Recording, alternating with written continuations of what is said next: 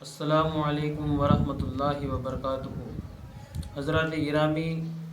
جیسا کہ آپ کو پتہ ہے کہ زکوٰۃ کے سلسلے میں روزانہ ہماری گفتگو ہوتی ہے۔ گزشتہ ویڈیو کے اندر آپ نے دیکھا کہ کن مال پر زکوٰۃ نہیں ہے، اس کے متعلق کچھ باتیں میں نے آپ حضرات کے سامنے پیش کی۔ آج ہمیں بات کرنی ہے ان لوگوں کے بارے میں کہ جن کو زکوٰۃ دی جاتی ہے، یعنی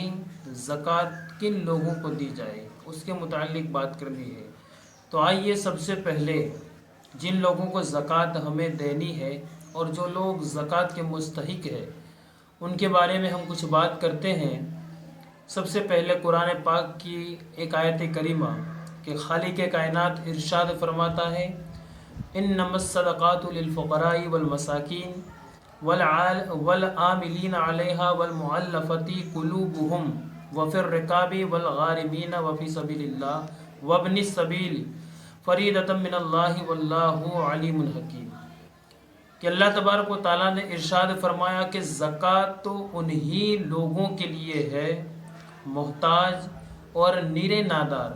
اور جو اسے تحصیل کر کے لائے اور جن کے دلوں کو اسلام سے الفت دی جائے، اور گردنیں چھڑانے میں اور قرض داروں کو اور اللہ کی راہ میں اور مسافر کو یہ ٹھہرایا ہوا ہے اللہ کا، اور اللہ علیم اور حکمت والا ہے۔ حضرات گرامی، یعنی اللہ تبارک و تعالیٰ نے ان لوگوں کے لیے زکوٰۃ خاص کر رکھی ہے۔ ایک اور حدیث پاک اس کے متعلق آپ سماعت فرمائیے کہ جسے حضرت زید بن حارث صدائی رضی اللہ تعالیٰ عنہ بیان فرماتے ہیں کہ ایک آدمی حضور کی خدمت میں حاضر ہوا اور عرض کیا، یا رسول اللہ، مجھے صدقے سے کچھ عنایت فرمائیں۔ تو اللہ کے رسول علیہ السلام نے ارشاد فرمایا کہ اللہ تعالیٰ نے صدقات نبی یا کسی اور کے حکم پر نہیں رکھا، بلکہ اس نے خود اس کا حکم بیان فرمایا اور اس کے 8 حصے کیے۔ اگر تم ان میں سے کسی میں ہوں گے تو میں تمہارا حق تمہیں دوں گا۔ حضرات گرامی، یہ اللہ کے رسول علیہ السلام نے اس پوچھنے والے سے فرمایا کہ اللہ نے جو 8 حکم رکھے ہیں صدقات اور زکوٰۃ لینے والوں کے، اگر ان میں سے تم ہو تو پھر میں تمہیں اس کا حق تمہیں دوں گا۔ تو حضرات گرامی، آئیے میں آپ کو بتاؤں کہ سب سے پہلے زکوٰۃ کا حقدار کون ہے۔ تو زکوٰۃ کے مصارف 7 ہیں، یعنی جو لوگ زکوٰۃ لے سکتے ہیں، جنہیں زکوٰۃ کے مال دیے جا سکتے ہیں، وہ 7 ہیں۔ سب سے پہلا فقیر، دوسرا مسکین، تیسرا عامل، چوتھا رقاب، پانچواں عازم، چھٹا فی سبیل اللہ، اور 7واں ابن سبیل۔ اب حضرات گرامی، ان 7 کی کچھ تفصیل میں آپ حضرات کے سامنے پیش کر دوں تاکہ آپ کے سمجھنے کے لیے بالکل آسانی ہو جائے۔ فقیر، جسے ہم اپنی زبان میں فقیر کہتے ہیں، آئیے صحیح معنوں میں فقیر کون ہے، آئیے میں آپ کو بتاؤں کہ فقیر وہ شخص ہے کہ جس کے پاس کچھ ہو مگر اتنا نہیں کہ نصاب کو پہنچ جائے۔ اب نصاب کیا ہے کہ مثال کے طور پر سونا اور چاندی کا پورا مسئلہ ہے، لیکن آئیے بالکل آسانی کے اندر میں آپ کو بتاؤں کہ بالکل آسانی کے طور پر کہ دور حاضر کے اندر اگر بندہ 46,329 روپیہ، 46,000 یعنی 46,329 روپیے کا اگر بندہ مالک ہے تو وہ بندہ صاحب نصاب ہے، اس بندے پر زکوٰۃ فرض ہے۔ آپ اس سے اندازہ لگا لیجئے کہ فقیر وہ شخص ہے کہ جس کے پاس کچھ ہو مگر اتنا نہ ہو کہ نصاب تک پہنچ جائے یا نصاب کی مقدار ہو، اس کی حاجت اصلیہ میں مستغرق ہو، مثلا رہنے کا مکان، پہننے کے کپڑے وغیرہ، جس کا بیان حاجت اصلیہ کی توضیح میں گزرا، وہ مقروض ہو، قرض نکالنے کے بعد نصاب باقی نہ رہے تو فقیر ہے، اگرچہ اس کے پاس سارا مال ہو۔ دوسرا، فقیر اگر عالم ہو تو اسے دینا جاہل کو دینے سے افضل ہے، یعنی اگر کوئی عالم ہے اور وہ فقیر ہے تو پھر جاہل کو دینے سے عالم کو دینا افضل ہے، مگر عالم کو دے تو اس کا لحاظ رکھے، عالم کو دے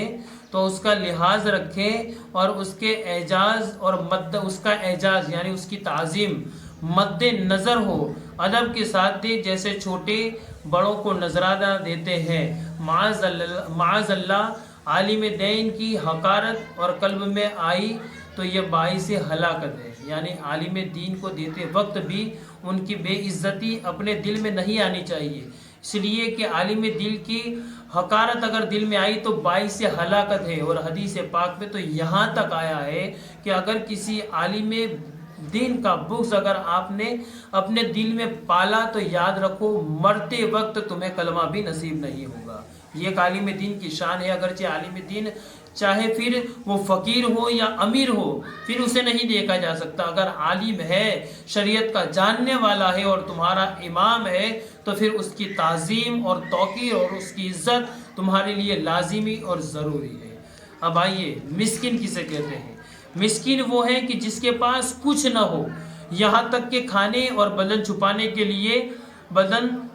کے لیے لوگوں سے مانگنے کا محتاج ہو، تو ایسے کو سوال کرنا مانگنا حلال ہے، اور فقیر کو سوال کرنا ناجائز ہے، فقیر کو سوال کرنا ناجائز ہے، اس لیے کہ اس کے پاس اتنا تو ہے وہ کچھ کھا پی سکتا ہے، اگرچہ وہ صاحب نصاب نہیں ہے لیکن اس کا گزران ہو اتنا مال تو اس کے پاس ہے۔ جس کے پاس کھانے اور بدن چھپانے کو ہوا اور بغیر ضرورت اور مجبوری کے سوال کرنا بالکل حرام ہے۔ آج کے دور کے اندر یہی پایا جاتا ہے کہ گھر کے اندر ساری اشیاء موجود ہے، ساری چیزیں بھی موجود ہیں اور اتنا بیلنس بھی ہے، لیکن ہم نے رسمن جسے فقیر بنا دیا ہے کہ ہم ہر سال رمضان کے اندر فلاں بندے کو اس کی پوزیشن کے اعتبار سے زکوٰۃ کا مال دے دیتے ہیں، پھر ہم خود بھی یہ تحقیق نہیں کرتے کہ گزشتہ سال ہم نے جس بندے کو مال دیا تھا اس بار اس کی پوزیشن ہے یا نہیں، اس سے بہتر ہے تو پھر ہمارا دینا اس کو جائز نہیں، اور اگر اس کی پوزیشن خراب ہے اور زکوٰۃ کے لائق ہے تو پھر ہم دے سکتے ہیں، لیکن حضرات گرامی اس وقت ہم اس کی تحقیق نہیں کر سکتے، بس ہم نے رسماً یہ مجاز بنا لیا کہ ہر سال جسے دیتے ہیں اسے دیا ہی جائے، پھر وہ چاہے رشتہ دار ہو یا پھر کوئی غریب ہو یا کوئی مسکین ہو، لیکن حضرات گرامی ایسا نہیں ہے۔ آپ اس کی مالی اعتبار سے اس کی پوزیشن کو دیکھیں، یہ بھی دیکھیں کہ اس کے گھر کے اندر کمانے والے کتنے ہیں۔ بعض جگہوں پر تو میں نے ایسا دیکھا ہے کہ گھر کے اندر چار بچے کمانے والے ہیں، اس کے باوجود بھی ان 4 بچوں کا باپ جس کے 4 بیٹے کماتے ہیں جو بالکل زکوٰۃ کے حقدار نہیں ہے، اس کے باوجود بھی اس کا باپ زکوٰۃ کا مال کھا رہا ہے اور زکوٰۃ کا مال لے رہا ہے۔ کئی جگہوں پر میں نے ایسا دیکھا ہے کہ 2 یا 3 بیٹے اس کے کمانے والے ہیں اور اتنا کماتے ہیں کہ وہ خود زکوٰۃ نکالنے کے حقدار ہے، اس کے باوجود بھی ان کی مائیں اور ان کے باپ لوگوں کے سامنے اپنے ہاتھ پھیلا کر رمضان کے اندر زکوٰۃ وصولتے ہوئے نظر آتے ہیں۔ تو حضرات گرامی یہ سب سے بڑی کمزوری ان لوگوں کی ہے کہ جو جاننے کے باوجود بھی زکوٰۃ کا مال کھاتے ہیں، اور دوسری سب سے زیادہ کمزوری ان لوگوں کے لیے ہے کہ وہ لوگ جو مال کماتے ہیں، پیسہ کماتے ہیں، ان کی اولادیں حتیٰ کہ وہ خود جانتے ہیں کہ ہم پر زکوٰۃ لازمی اور ضروری ہے، اس کے باوجود بھی ان کے ماں باپ اگر زکوٰۃ کا مال کھاتے ہیں تو پھر ایسی اولادوں پر دھتکار ہے کہ ان کی اولاد صاحب مال ہونے کے باوجود بھی ان کے ماں باپ لوگوں کی محتاجی کا ذریعہ بنے ہوئے ہیں، اور لوگوں کی محتاجی پر اور لوگوں کی زکوٰۃ اور صدقات جیسے مالوں پر امید اور آس لگائے بیٹھے ہیں، اور رمضان کے اندر وہ لوگ کھاتے ہیں، تو پھر ان کی اولادوں کو سمجھنا چاہیے اور اپنے ماں باپ کی خبر گیری کرنا چاہیے، اور صحیح معنوں میں اگر اولاد اس لائق ہے تو ماں باپ کو ایسا مال کھانے سے ہرگز روکنا چاہیے، اور خود اپنا جو کمائی کا مال ہے اپنے ماں باپ پر انہیں خرچ کرنا چاہیے، تاکہ ماں باپ ان زکوٰۃ اور صدقات جیسے مال کھانے سے پرہیز کرے۔ حضرات گرامی اب عامل وہ ہے جسے بادشاہ اسلام نے زکوٰۃ اور عشر وصول کرنے کے لیے مقرر کیا ہو، اسے کام کے لحاظ سے اتنا دیا جائے کہ اس کو اور اس کے مددگاروں کو متوسط طور پر کافی ہو، مگر اتنا نہ دیا جائے کہ وصول کر کے لایا ہے اس کے نصف سے زیادہ ہو جائے۔ اب عامل اگرچہ غنی ہو اور اپنے کام کی اجرت لے سکتا ہے، عامل اگرچہ مالدار ہے بادشاہ وقت نے اسے جس کام کے لیے مقرر کیا ہے وہ اس کام کی اجرت لے سکتا ہے، اور ہاشمی ہو تو اس کو مال زکوٰۃ میں سے دینا بھی ناجائز اور اسے لینا بھی ناجائز ہے۔ ہاشمی یعنی سید ہو تو اسے زکوٰۃ میں سے دینا بھی ناجائز ہے اور اسے لینا بھی ناجائز ہے۔ ہاں اگر کسی اور مدد سے دے تو لینے میں کوئی حرج نہیں۔ رکاب اس سے مراد مکاتب غلام کو دینا ہے، اور وہ مال زکوٰۃ سے بدل کتابت ادا کرے اور غلامی سے اپنی گردن چھڑائے۔ غارم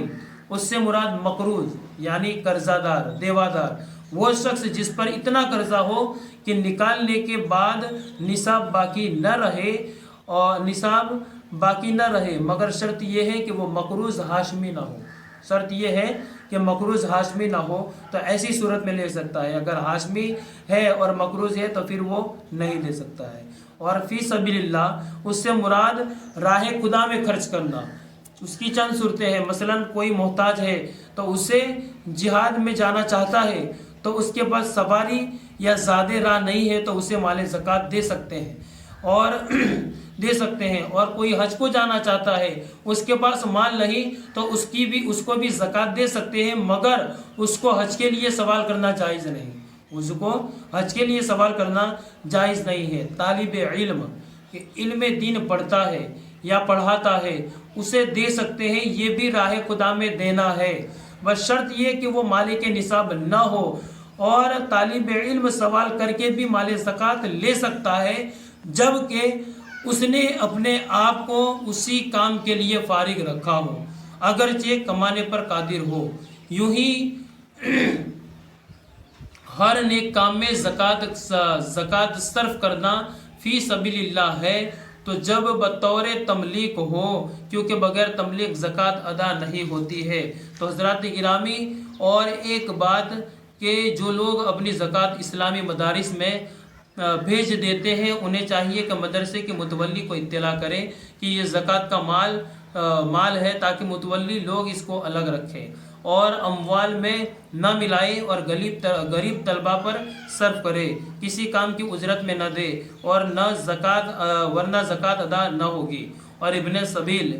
سبیل اس سے مراد وہ مسافر کہ جس کا زیادہ راہ سفر میں ختم ہو چکا ہو اور وہ بقدر ضرورت زکوٰۃ لے سکتا ہے، اگرچہ گھر کے اندر مال موجود ہے لیکن وہ سفر میں ہے اور اس کی پوزیشن ایسی ہے تو وہ زکوٰۃ لے سکتا ہے۔ زکوٰۃ دینے والے کو اختیار ہے، وہ چاہے ان 7 قسموں میں سے کسی کو بھی دے سکتا ہے، اور مال زکوٰۃ بقدر نصاب نہ ہو تو ایک شخص کو دینا افضل ہے، اور بقدر نصاب ہو تو ایک کو دے دینا مکروہ ہے، مگر دیا جائے تو ادا ہو جائے گی۔ اسی طرح حضرات گرامی، زکوٰۃ کے لینے والے، ان کی جو 7 قسمیں میں نے حضرات کے سامنے بتائی، یہ